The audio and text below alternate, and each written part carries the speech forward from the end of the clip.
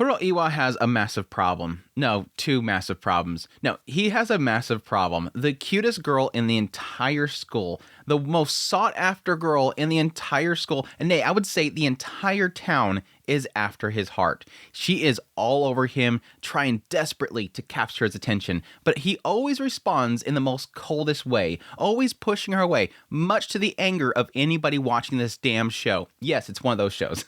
Yes, it's one of those rom-coms. A series where the girl is super cute and letting it all out there to bear. This girl is desperate. She's showing everything to this guy, and he keeps pushing her away. But this one, of course, has a reason for that. There's a reason why Kuroiwa cannot touch this girl, despite the fact that everybody wants her. But yes, Medaka Kuroiwa is Impervious to My Charms, the new series in the winter 2025 anime season. It opens up with Medaka Kuroiwa, and yes, this girl, Kawaii, is completely head over heels for him. So it seems.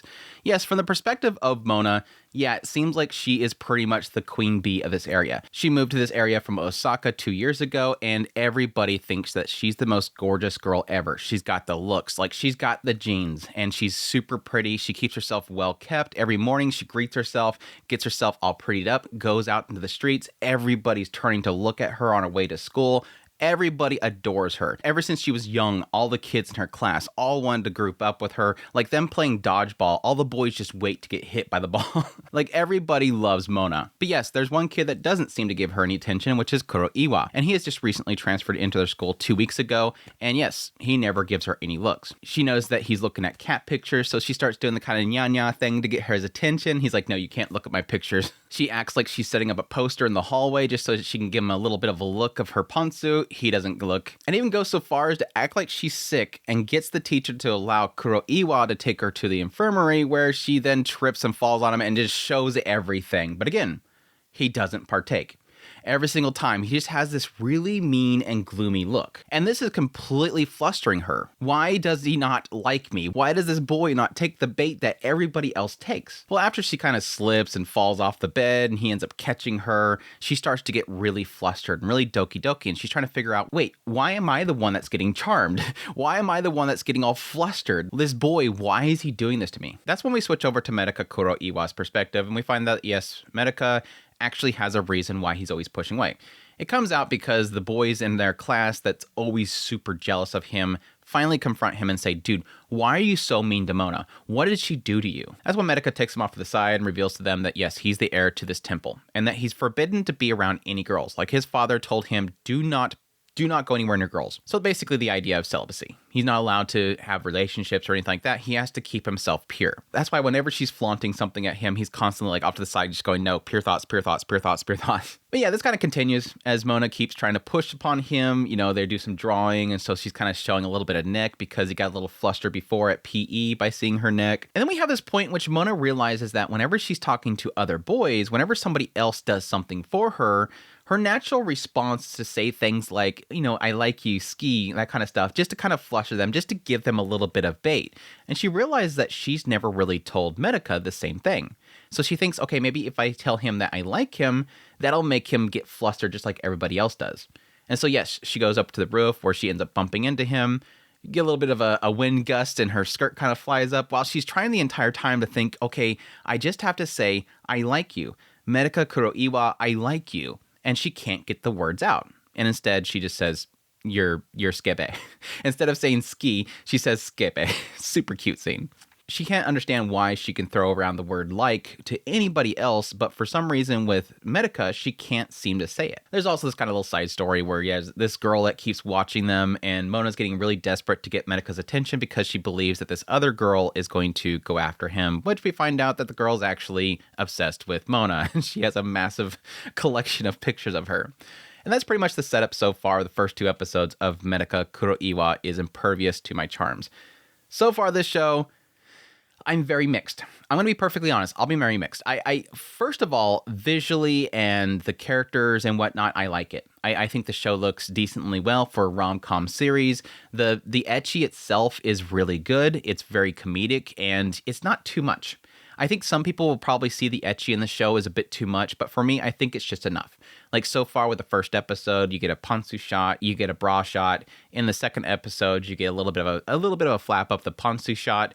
It's not really going too heavy on it, but you're probably getting like 2 shots per episode of ecchi. So again, that might be too much for some people. I think it's just enough. I don't think it's like flaunting in the screen too many times, even though I'm perfectly fine with that. I think for a show like this, I think it's better suited to have it just be like the peaks every now and then. And I think how they're utilizing it, it's just enough. But I find Mona's character to be super cute. And that's really interesting to me because when I seen the PVs and everything like that, I assumed the show was going to be one of those, okay, the girl is so freaking hot and the guy for some reason doesn't seem to get it. And I thought it was going to be one of those shows. But then I found out that, yes, it's more of the aspect of Kuroiwa can't partake, and thus that's the reason why he keeps pushing back. But what was so great about Mona's character was, like, I'm curious how they're going to execute this because she's technically a girl that is obsessed with herself. She's in love with herself. She thinks she's the greatest thing ever, which makes sense because she spent her whole life with everybody saying how gorgeous she is. And so that's kind of gotten to her head. And so I was really curious how I was going to like a character like Mona because she's in love with herself. It's kind of hard to really like a character that just is obsessed with themselves. But I like the fact that it's sort of turning it into one of those things where because Mona's realizing there's something that she can't have, suddenly she's realizing what true love is. It's one of those things. She's been given everything that she wants. Everybody loves her, so she's never had to fight for love. And so now finally with Medaka Kuroiwa, she has to actually fight for it, and thus it's something that she now desires. It's suddenly something that she has to challenge herself for. And yes, kind of alluding into it later on, having where she suddenly can't say that she likes him because it has impact to it. Suddenly there's meaning to the word like, and suddenly she can't just throw it out there like she casually does for everybody else. It's got to have meaning behind it, and thus she struggles to say it. She's suddenly embarrassed for saying it. She's suddenly embarrassed showing herself. She's suddenly embarrassed showing him the loose side of herself, essentially. And it's super cute. I do like that aspect of her, that she's suddenly realizing that there's something that she has to fight for. So even though my initial impression was okay, guy doesn't seem to get how hot she is, and this girl's in love with herself, is suddenly turning into something over the first 2 episodes that I actually really enjoy. The biggest weakness this show has so far is that Kuroiwa has nothing to his character. I'm liking the overall evolution of Mona's story because, again, it goes from like she's in love with herself, she's still in love with herself, and she's learning what real love is. With Kuroiwa, it's the same from the beginning as the end. He's just constantly grumpy face, looking away, going, oh my gosh, she's cute, oh my gosh, she's cute, oh my gosh, she's cute, oh my gosh, she's cute. That's it. I'm not really getting anything at all from Kuroiwa's whole story. Yes, we get that little segment where he's telling the guys what he's struggling with, that he has to be pure and all that kind of stuff. I don't care. So that's the biggest problem this show has, is that the male character is just so boring. Like, he has really nothing going for him besides everybody's jealous of him because he's got the hottest girl ever around him. That's really all he's got going for him. So I think that's where this show's got its biggest weakness. Additionally, yes, I'll fully acknowledge this show is doing okay so far with the formula that it has, but you can obviously see from the first 2 episodes, this is a very formulaic rom-com. This is girl does something to try to throw him off, then she realizes that she's going too far, she embarrasses herself, and then she retreats. It's kind of turning that whole thing. She tries something, he ignores it, she gets mad. She tries something, he ignores it, she pushes harder, she gets flustered, she runs away. It's that over and over again. So I'm really kind of curious how they can keep the formula better going forward. They introduced Sobomi, who is, again, the girl that's obsessed with Mona, but she just obsessed with Mona. Like, she's literally just the other characters, but a little bit more heavy duty because she's taking tons of pictures of Mona. Tons of pictures from perspectives that she wasn't standing when those were happening. Like when Mona did the whole nya thing, apparently she was on the other side of Medaka taking a picture of her. It's that whole problem when they have the pictures that nobody would have been able to capture. She's got a drone flying around. She's got her phone on a drone. It's flying around Medaka and taking all these pictures that nobody else would have been able to take.